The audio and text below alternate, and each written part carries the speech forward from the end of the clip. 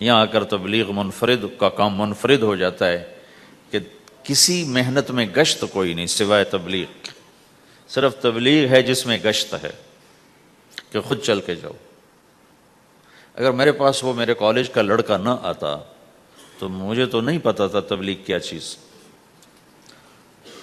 نہ دین کا پتہ تھا نہ دنیا کا پتہ تھا۔ تو کوئی چل کے آیا اور اس نے ہاتھ پکڑا، اور دعوت ہے ہی بے طلبوں کے لیے، مدرسہ تو طلب والوں کے لیے، وہاں تو تعلیم ہوتی، تبلیغ نہیں ہوتی۔ خانقاہ تو طلب والوں کے لیے ہے اور دعوت بے طلب لوگوں کے لیے، جو سننا نہیں چاہتے، جو قریب نہیں آنا چاہتے، اور ایسا طبقہ کروڑوں اربوں کی تعداد میں موجود، انہیں دین پر لانے کے لیے یا دین کی بات ان کے کان میں ڈالنے کے لیے سوائے گشت کے اور کوئی عمل کوئی نہیں۔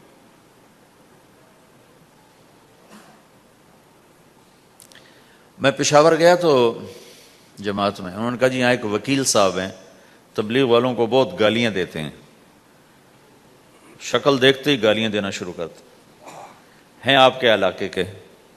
آپ کے علاقے کے؟ میں کہا اچھا ملاؤ۔ پشاور میں رہتا تھا، وکالت کرتا تھا، میرے علاقے کا میاں چنو ایک چھوٹا سا ٹاؤن ہے وہاں کا تھا، میں اس کے قریب تلمبا ایک چھوٹا سا ٹاؤن ہے میں وہاں۔ تو جب ہم ان کے دروازے پر گئے اور نوک کیا تو دروازہ کھلتے ہی انہوں نے وہی کام شروع کر دیا، دیکھتے ہی۔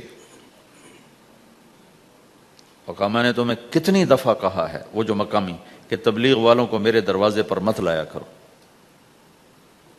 تو اب بتاؤ، میں اگر یہ تبلیغ کے رگڑے نہ لگے ہوتے تو میں تو 2 تھپڑ اس کے منہ پہ مارتا، یا مفتی صاحب کی طرف فتویٰ سناتا، تو اسلام سے خارج ہو گیا ہے، توبہ کر۔ میں نے اس سے کہا بھائی میں تو تبلیغی بن کے آپ کے پاس نہیں آیا، میں تو اس لیے آیا ہوں کہ مجھے پتہ چلا کہ آپ میاں چنو کے ہیں اور میں تلمبے کا ہوں، تو میں تو اس لیے آپ کو ملنے آیا ہوں۔ تو ایسے ہوا، اچھا آپ تلمبے کے ہو؟ میں نے کہا تلمبے کا ہوں۔ کہو اچھا بڑی مہربانی، فرمائیے۔ میں نے کہا فرمائیے ایسے تو نہیں ہوگا، گھر بٹھاؤ پھر فرمائیے ہوگا۔ تو اس نے دروازہ کھولا، ہمیں بٹھایا، میں نے کوئی تبلیغ کی بات نہیں کی، چائے وائے پلائی۔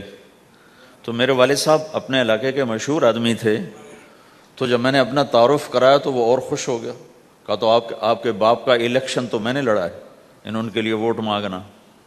تو ایسا خوش ہو گیا اور کھل گیا، اور چائے پلائی، بات چیت ہوتی رہی۔